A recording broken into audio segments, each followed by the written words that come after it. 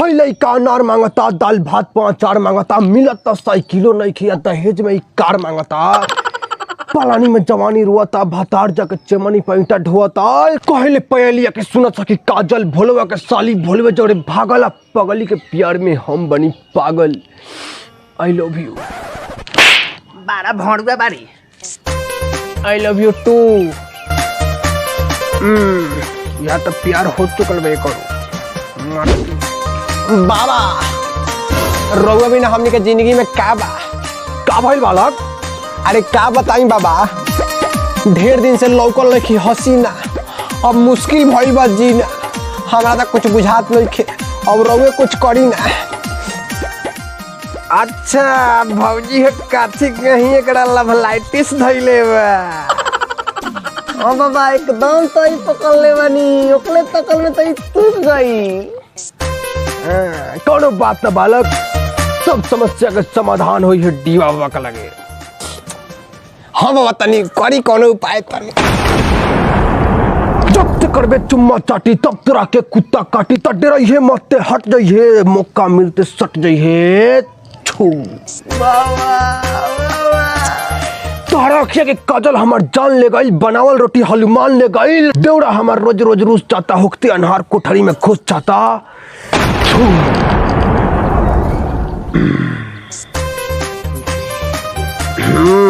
उपाय तो ये बा कि सुना एक कमीना, अगर मिलत नहीं हसीना तब बेचा जाके पुदीना। पुदीना सुनो सुनो ए हसीना, मन लागता कहीं ना, तोहरा चक्कर में देखा बेचता ने हम पुदीना।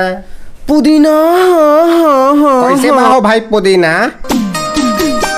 कैसे बड़ी? तादा ने लोग थूत के बताओ तनी। ताला दाला पे का 4000 रुपये? तब इ पवंती द दाना वाला पुदीना हो, एक बाल थोई बता तब पुदीना हो।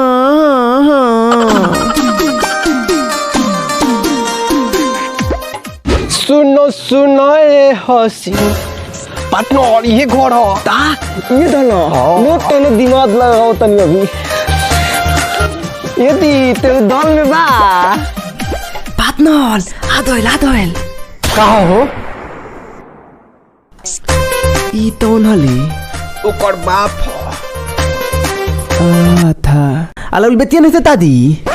बेटी से का लेवे देवे के बा? बेटिए थे माने एकरा कहे के मतलब है कि बेटी बहन तो नीमन से चिन्ह के किने ली सामान की, माने नीमन बा कि खराब बा ओकन के सब चिन्हब रहेला, ई कहे के चाहता है।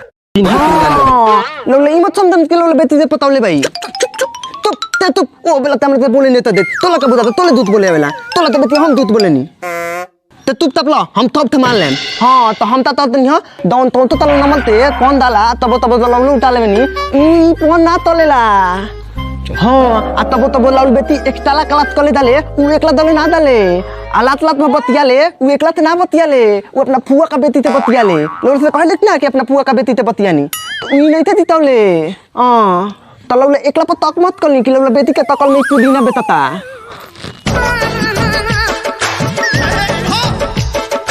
देतले ते तो हम लोग बितवाते ना तो लेली, हम लोग में टैलेंट में दूध बोलेते, हम दलिए तो दूध बोलेनी। रोक जाता है टैलेंट बाहर करतनी, अनजुआ मनसुआ ब्रिजवा आवाज तनी। अरे मला दातन दला चायला बोला तनी पुदीना देल नहीं थे, चटनी पीसे खाती हम मारा से सार सके।